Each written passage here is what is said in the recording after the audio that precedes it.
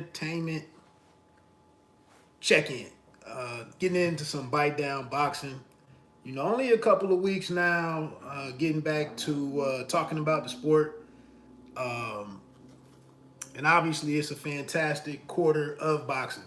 So to jump right in it, I did have to come back and discuss the Jaime Munguia and Gabriel Rosado fight from this past weekend. It was the main event on the DAZN card. Golden Boy. I really haven't heard many more discussions about like what the future was for Golden Boy with the zone. It seemed like the relationship was souring a little bit. Um, Obviously, the Golden Boy roster took a significant hit with the departure of Canelo Alvarez. He took some of the talent went along with him that were kind of like under his banner. So, Golden Boy is just sitting here with this collection of guys, and Virgil Ortiz Jr. is a guy with a lot of cachet to his name. Alexis Roja, who fought and won Saturday night, is a welterweight with some promise. Speedy Rashidi Ellis is out there. Don't know what's going on with him. Uh, so it is what it is. Getting to Jaime Munguia and Gabriel Rosado. Well, I was saying the title is in a nutshell, and I can keep this pretty much short and sweet with them. It was a good fight.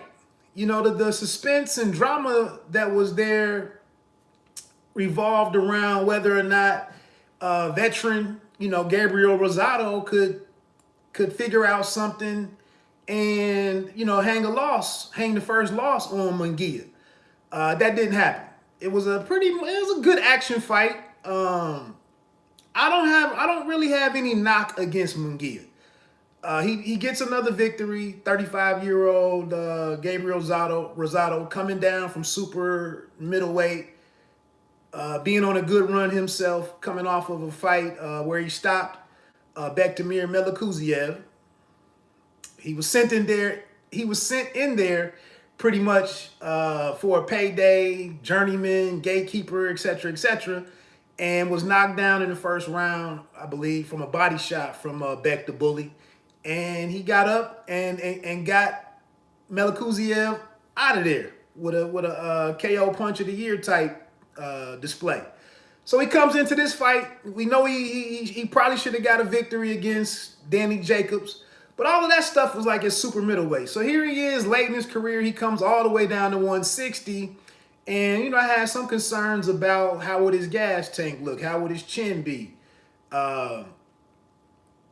It was a solid fight. Some pros or strengths from Munguia is the fact that he pretty much fights all 3 minutes of all 10 or 12 rounds. It's also great for him that his promoter and his business team, the team around him, after becoming a world champion WBO as super welterweight, since moving up to middleweight, they've all rallied around the kid to try to make sure that there was a plan in place for him to work on his boxing a little bit, add some additional tools to his game, and allow him to have a world champion, the campaign towards a world championship at 160. We know who the guys are that's there. Triple G, Charlo, here's Larry Lara, Murata, so on and so forth. Demetrius Andre. I still don't think Munguia is a guy you just throw in there with everybody. I think the deficiencies in his game are kind of evident. But again, decent chin, shows up to put in a good performance. And he's active and violent. It's not the prettiest thing. He's not, a purveyor of the sweet science and all of that type of stuff. He is flat out a fighter. And I can always respect a fighter. Obviously, the business at 160 is a mess. A lot of inactivity of late by Triple G, trying to wait out to see if the trilogy fight will ever come to fruition with Canelo Alvarez. He does have the fight scheduled for December 29th with Japan's Ryota Murata, We'll see what happens there. Can Murata bring a complete end to Triple G as a marquee fighter? We've seen a lot of signs of slowing down there. Is that a fact? Is that a result or a function of him fighting mediocre fighters and mediocre opponents and not getting up for them? Or is Father Time just catching up with Triple G? I don't know. I think the Murata fight will give us some answers. But again, in the meantime, what is Jamal Charlo doing? No fight scheduled. He's come out and kind of called out who he would like to see, who he would like to face. But again, none of those guys are PBC. Canelo isn't even at middleweight. David Benavidez is not even at middleweight. What's the plan? Andre fights this weekend. And that's the thing we all know. Andre has been over here, one of the early movers over to the DAZN Matchroom and Eddie Hearn, and they failed to really secure a marquee, fight for Boo Boo, Demetrius Andre. I don't really see, any argument to or any momentum picking up to put Andre in against Jaime Munguia. It doesn't really do anything for him. So I don't know what they do. At the end of the day, Munguia got an important victory. He looked pretty good. It was an exciting fight. He continues to be undefeated. He's 38-0, I believe. And he's, in terms, he's easy to work with, somewhat fan-friendly style and all of that type of stuff. So we'll see what comes next. Rosado, he showed the disappointment after the fight with the wide decisions. He was able to time and counter Munguia here and there. Munguia throws a lot of hooks, loads up on a lot of punches, and here and there in spots, Rosado was able to land a straighter, quicker blow and get some shots in. None of them really rocked Munguia, but Rosado definitely didn't do that often enough to convince the judges that he'd won the fight. He showed the disappointment afterwards that he thought he won the fight. I don't know if that was just for the cameras. Again, I think he secures another good opportunity for himself. With being his skin held up. I think he did have some bruising about in the middle of the fight and whatnot, but he made it through without his face coming apart as we've seen in the past. And we'll see what can happen to him moving forward. But again, business at middleweight continues to be, by and large, a waiting game. Who's going to work together? Golden Boy, Triple G kind of has his own promotional entity at this point. Andre is just out there just trying to do what he can do, the best that he can do. I don't know. But shout out to Jaime Munguia on a good performance, a good win, continuing to get better at his craft. I don't know if there's any change for me on what his ceiling is as a fighter, and getting better both offensively and defensively. But the dude, he continues to work at his craft under the tutelage of the great Eric Morales. A couple of notes that I wanted to circle back around just to make sure. Another excellent fight this weekend will be WBA 122-pound Morozhdon Akhmadaliev. That was the other name that I couldn't think of earlier on the previous video, but it's MJ, as they call him. He'll be defending his title against Jose Velasquez. Off the top of my head, I'm really not that familiar with Velasquez, but what I am saying is, when you can't get the marquee names for Demetrius Boo Boo Andre, it's great business by Matchroom and DAZN to put this card together where there are other world titles up for grabs on the undercard.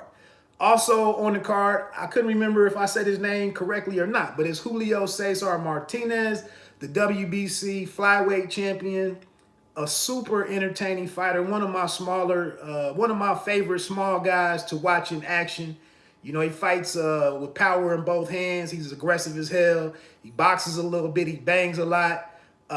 He was pulled off of the last couple of fights because of injuries, maybe some weight struggles and whatnot. But like I said, man, he's a ball to watch. A very entertaining fighter. He's taking on McWilliams Arroyo. Again, with Canelo going over to the PBC and whatnot, not all of his fighters on, I don't know if it's Canelo Promotions or whatever, I'm assuming that's what it is, but a guy like Julio Martinez would have been awesome to have been on that undercard, but, you know, the PBC is just working specifically with Canelo, not his whole roster of fighters and whatnot, so it is what it is. But good to see Julio Martinez make it back into the ring. Like I said, just I had an article out there on overtimeheroes.net last year where I was talking about Martinez. Very, very entertaining fighter to watch.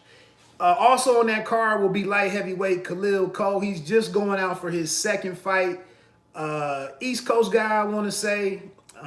Looked pretty good in his first victory. So, it's just one of those preliminary fights that they throw on. But I like what I saw from Cole. And, it'll be interesting to see if we got some new life potentially at light heavyweight. And then also with Demetrius Andre defending his WBO 160-pound title against Jason Quigley. That's the main event. Also on there, special attraction in Callie Reese and Canada's Jessica Mara was the other world title fight that's on there on this card. So like I said, that's Friday night over on DAZN. I think that's going to be some good action right there, to be honest with you. Going back to Akhmadaliev, what is he, WBA champion? Some funny stuff went on. It was a lengthy article on Boxing Scene involving Rais the Beast Aleem, who, kind of is a major player at 122 pounds, a super bantamweight. Honestly, it was so much information in that article and what the WBA has done lately with eliminating some of its they just wanted to get to their world title and do away with some of the other titles that were underneath that. The regular, super, I don't know if the WBA had gold or intercontinental, whatever. They were just trying to simplify things. But I definitely would have loved to have seen Aleem face MJ. I would love to see Aleem against anybody, even Stephen Fulton or Figueroa. So we'll see what, Aleem does have a fight coming up in the next 2 or 3 weeks, I believe. That's a little bit down in the schedule, but so that's what's interesting at 122. It's a lot of great fighters, I think, there at 122. A lot of great bouts to be made, but how does the business get worked out? I don't know. But again, MJ is a very exciting fighter. If you recall the fight where he defeated Danny Roman, that was a pretty good bout. Roman came on a little late. Roman has since had a couple of performances and kind of reestablished himself as, a guy not to be forgotten at 122 pounds. We already had a fight scheduled for Figueroa and Fulton. Fulton is on the cusp. If he gets through Figueroa, he can pretty much, he could be, have a large say in what goes on in the division. Ray Vargas got the victory a couple last week or whatever recently, so he's out there. I just want to see how my man Rais Aleem gets a chance to, crack into the championship picture for that division. He even called out in an article a couple of weeks back. He even mentioned he'd be up for facing Naoya Inoue if he was to come up from 118 pounds. So it's a ton of fighters out there, honestly, from 118 all the way up to 140. Man, it's tons of fighters and entertaining fighters that are out there. It just comes down to what platform, what promoter, how can they get it done? But tons of guys to work with. So that's all I wanted to come back and clarify was Julio Cesar Martinez The other name that I couldn't think of that was out there was Akhmadaliev, and all of that'll be going down Friday night on the Zone. So that's it, man. It's the end of my lunch break. Like I said, the coverage or content, what's going on this week with Crawford and Porter, a lot of that'll start picking up more so tomorrow with the I can't remember if they do the final press conferences on Wednesday or Thursday. I think maybe they do the final press conference for the main event, and the co-main is I think is Wednesday, and then Thursday I think they do the undercard press conference. I think that's how they do it. And then Friday is the weigh-ins for everybody, and that gets us to Saturday, which is fight night, obviously. But when the grand arrivals happen, some pictures that come out, some quotes, media scrums and whatnot, all of that stuff will start happening. It'll be good to see, to get an eye on how each fighter is looking. But like I said, man, these are two super experienced guys, both in their mid-30s. Both are pretty much consummate professionals. Obviously, Sean Porter has been doing a ton behind the mic, calling fights on NBC Sports when they had the Ring City action over there. When he's not fighting, he's also stepped in and been behind the desk on the PBC broadcast and whatnot. He's been he does his own podcast with his team, so he's been a great ambassador for the sport of boxing in general. And I'm expecting him to give a hell of an effort Saturday night, and try to take advantage. This is a crucial fight for him, coming up short in most of his opportunities against the division's elite, or once elite, with Kell Brook being out there. So, this could be the last grab for Porter to go up against a guy that he might not be favored to beat. And it's a chance for him to kind of have, solidify himself as what a large number of people believe him to be. I don't really knock Sean, but I just think when you're kind of 0-3 against the best fights that you've been able to make, you got to get a victory in there somewhere to really to help the discussion not be so one-sided against you. But a lot of people consider him higher than I do. Definitely no hate on the Akron native. Like I said, one of my favorite in terms of his professionalism. And then, I think the fight against Spence really elevated him. Maybe when you do have, this might be a perfect example of, we saw what happened with the you guys fight, but then you go and make a fight with, somebody like Errol Spence Jr., and he came out on fire that night and kind of totally vanquished whatever effort level that we saw from him against you guys. It was like, he knew he had to make a big statement and bounce back from that performance. And I thought he did that. I was very pleased with the outcome of that fight or what I saw in the ring that night. And it'll be, that's kind of the suspense for me against Crawford. Can he replicate that same level of aggression and be that sharp and make life miserable for Bud Crawford for 12 rounds, or if it was the end inside the distance, can he get that done? And I think he's also, I think it's good with this being a joint top ranked PBC situation. I think it's a good amount of competitive spirit, respect for your opponent, and kind of making it a great moment for boxing versus lifting up these separate factions, inside of boxing. So I'm excited about this fight, man. Just want to see the guys get in there, get the teams, running through the building and whatnot. Let the media that's out there interact with them, whatever fans are there throughout fight week, and go from there. Let me get on out of here, man. Have a phenomenal rest of your week. I probably won't check back in until maybe Thursday. Let me see what's going on with the fights. I don't really expect a whole lot to come out of the fight week activities for Andre and Quigley, but we'll see. Let me get on out of here, man. Bite Down Boxing, don't let them count you out. Feel free to check me out over there, www.bitedownboxing.com. And then Pay me no mind, sports and entertainment. You don't have to be great to start, but you have to start to be great. Peace.